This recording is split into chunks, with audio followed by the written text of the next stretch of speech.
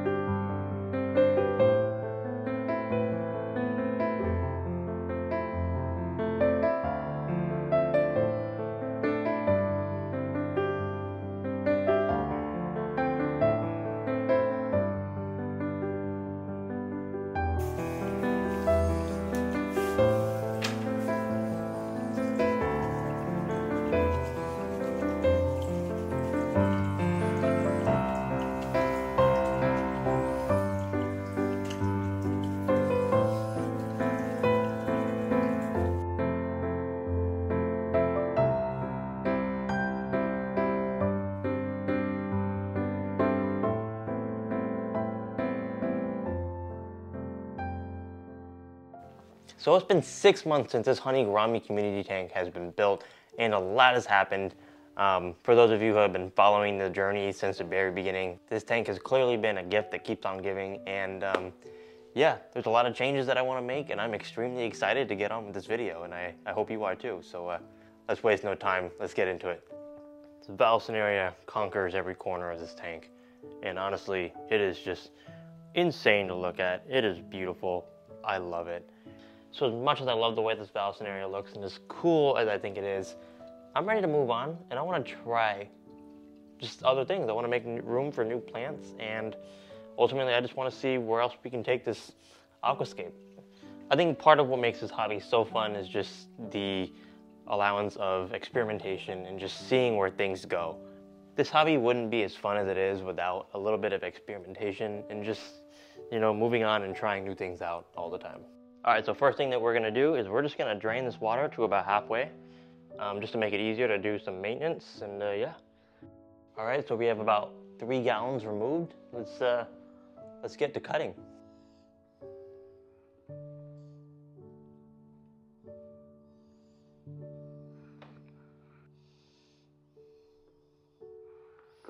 So as you can see, the Valsineria has grown so much, it has started to dislodge itself from the substrate.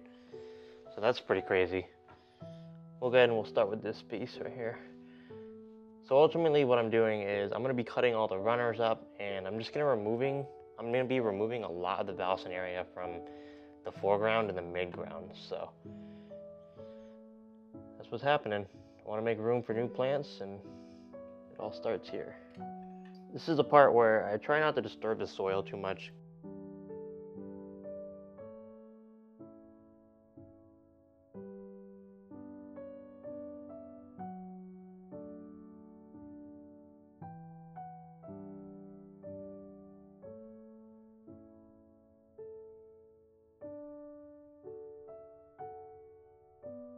So everything you're looking at here is one network of Valsineria. Pretty much every piece of Valsineria that is in the front is pretty much all one piece, which is absolutely wild.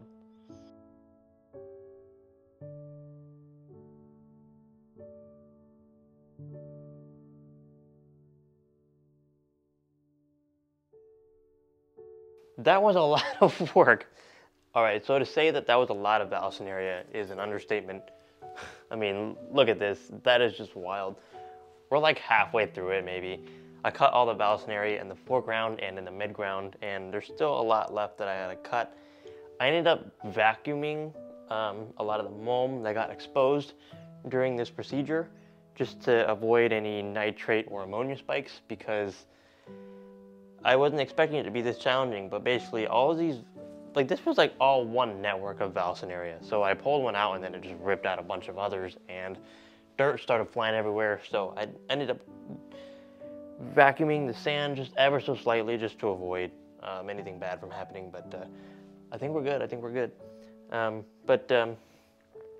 Amongst all the Valsineria, we have some dwarf Sagittaria that I have found. And yeah, we're just going to be replanting this, and ultimately the goal here is to just give light back to the foreground plants that were just being overshadowed by the Valsineria for so long. Before we get any further, I just thought you all would want to see this. Yeah, no comment. Throughout this entire process, it's worth noting that I actually was doing partial water changes as I was disturbing the substrate.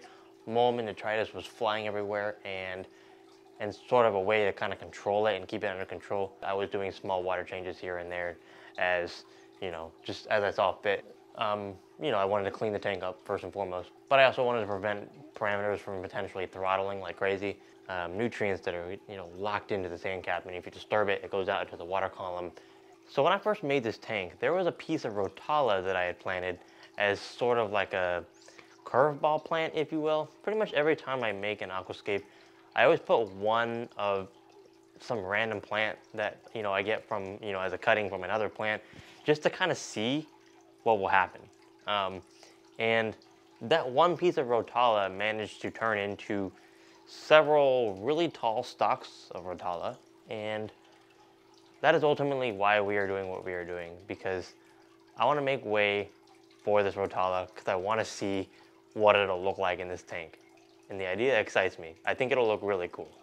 This right here is the Rotala in question that I was talking about, and ultimately what I want to do is I want to cut it down and propagate it, and maybe we can get a Rotala jungle going.